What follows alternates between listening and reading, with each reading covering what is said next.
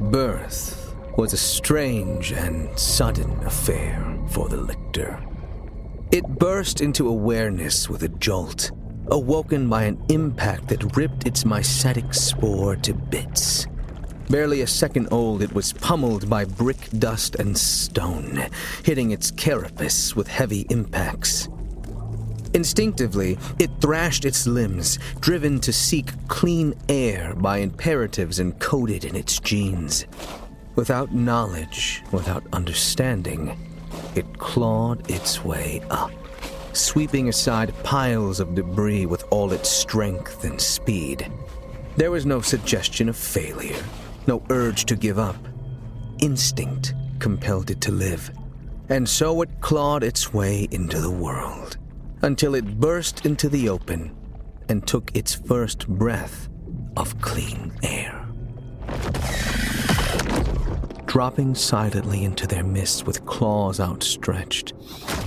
The first two died before they even knew it was there, falling headless to the ground as it silently landed on its back-jointed legs. The next few seconds were a confusing jumble of light and noise as the prey panicked, firing in every direction save at the creature in their midst.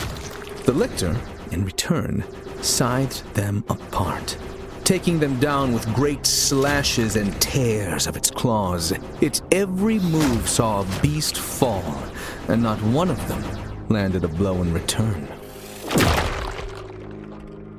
In 5 seconds, the lictor had slaughtered every single one of its prey, leaving a stinking abattoir in its wake.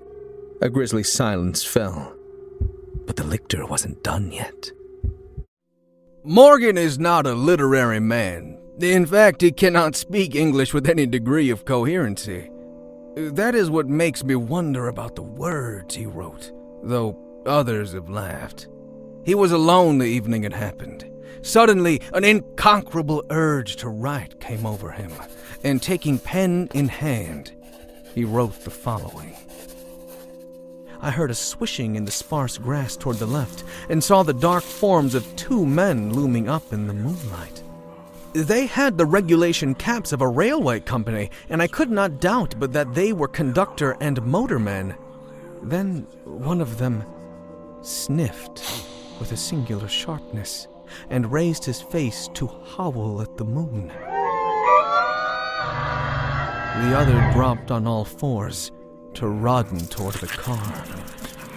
I leapt up at once and raced madly out of that car and across endless leagues of plateau till exhaustion forced me to stop, doing this not because the conductor had dropped on all fours, but because the face of the motorman was a mere white cone, tapering to one blood-red tentacle.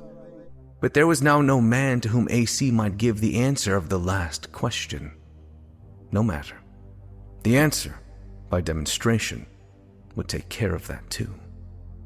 For another timeless interval, AC thought how best to do this. Carefully, AC organized the program.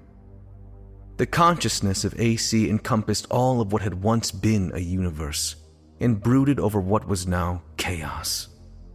Step by step, it must be done. And AC said, "Let there be light." And there was light.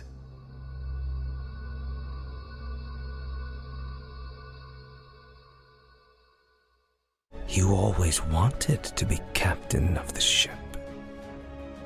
There should have been enough food on the Imperium to sustain my body for years. But the food went sour. It was raw meat, not sour. There should have been enough chapels in the Imperium to sustain my faith for decades. But the chapels were desecrated. You enjoyed that, didn't you? There should have been enough work to do on the Imperium to keep my mind busy for centuries. But I didn't understand what to do. Turns out that you really are just a tiny cog in a huge machine.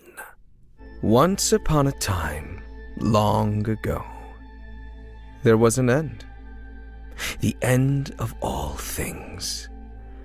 All things except me.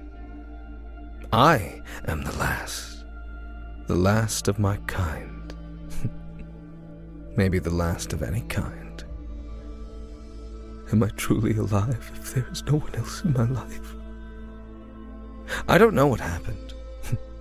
I don't know if the planet stopped spinning and the stars went out. I don't know if the God Emperor breathed his last. I don't know if something from the warp was able to break into our reality and destroy it. Does it even matter? Nothing lasts forever.